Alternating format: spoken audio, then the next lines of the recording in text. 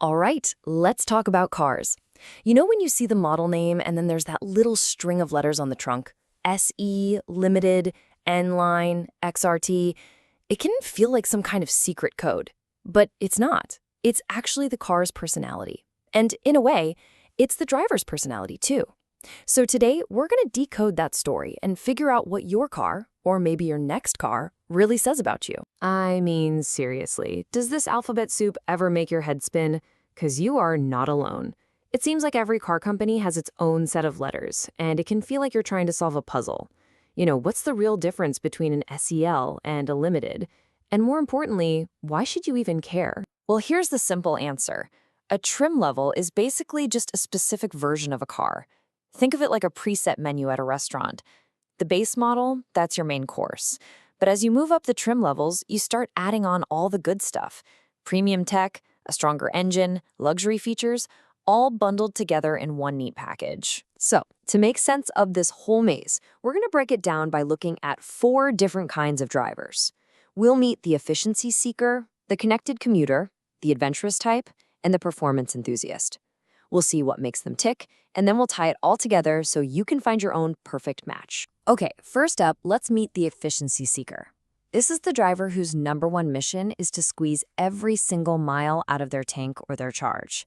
For them, it's all about going further for less. If this is you, then your drive is all about being smart and practical. You hate stopping for gas. You love seeing that range number go up. And you're looking for the absolute smartest powertrain to get you where you're going, measuring your success in miles per gallon. And let me tell you, the numbers can be pretty incredible. Get a load of this, 54 miles per gallon. That's the combined MPG for the Elantra Hybrid Blue trim. It's the perfect example of how a specific trim, in this case blue, is engineered for one thing and one thing only, maximum efficiency. But efficiency doesn't look the same for everyone. Maybe for you, it's a gas-powered Elantra SE that gets a really solid 36 mpg. Or maybe you need an SUV, so you go for a Tucson Hybrid at 38 mpg.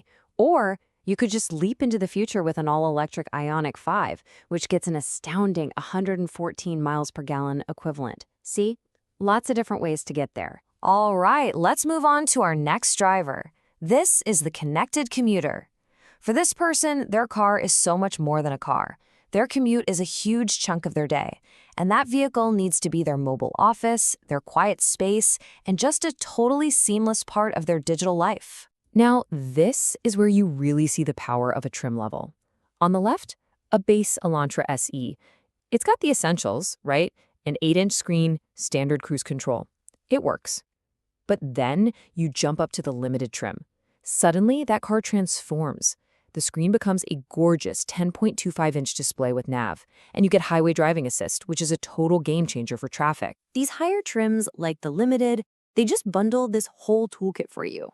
We're talking a massive digital instrument cluster, wireless CarPlay and Android Auto. You can even use your phone as your key, and of course, there's a wireless charger, a premium Bose stereo for your podcasts, and even ventilated seats to keep you cool. It stops being just a car and becomes your personal command center. Okay, so for some people, the pavement is just a suggestion. The road is a gateway to getting outside. This is the adventurous type. They need a vehicle that's less of a car and more of a capable partner ready to haul gear, kayaks, people, whatever the weekend calls for. For the adventurer, it's all about capability. I mean, look at these numbers. Need to pull a small boat? The Santa Fe has you covered with 4,500 pounds of towing. Need even more? Both the Santa Cruz and the big Palisade can pull up to 5,000 pounds. That is some serious utility for your getaway. Adventure-focused trims like the XRT are just built for this stuff. They come with H-Track all-wheel drive for when the trail gets messy, rugged styling, and of course, roof rails. But it's the other features too, like a self-leveling rear suspension for when you're towing, or a hands-free liftgate for when your arms are full. And on EVs, you get the vehicle-to-load outlet, which means you can literally plug in a coffee maker at your campsite. How cool is that? All right, let's shift gears, literally, and talk about our final driver, the performance enthusiast. For this person, driving isn't just about getting from A to B. Driving is the destination.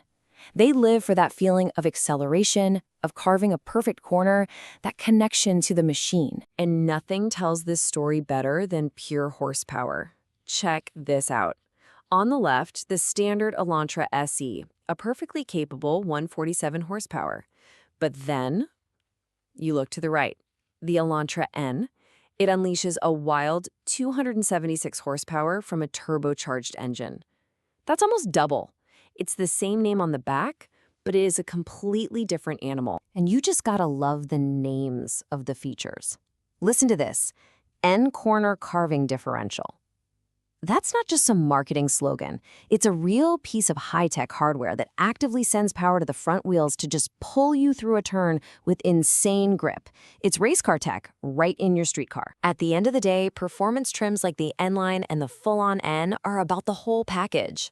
It's the engine, sure, but it's also the lightning-fast transmission, the adaptive suspension that tunes itself to the road, the sport seats that hug you tight, and the massive brakes to bring it all to a stop. The entire car is a system, and it's engineered for one thing, excitement. So, we've met our 4 drivers. From the person counting every MPG to the one chasing every last bit of horsepower, there's a trim level out there designed for every priority. So the question is, how do you take all this and apply it to your own car search? Well, it really boils down to a pretty simple 3-step process. First, just be honest with yourself. What are your real driving needs? Are you a daily commuter, a weekend warrior? Next, match those needs to the key features we've been talking about. Is a giant screen a must-have, or is all-wheel drive non-negotiable? And finally, once you know what you want, you can explore the trims that bundle those features together in a price that works for you. Because really, that's what a trim level is all about. It's so much more than a list of features. It's a reflection of who you are, what you care about, and how you live your life. It's the car that you choose to tell your story every single time you turn the key. So I'll leave you with this question. Which one is it going to be?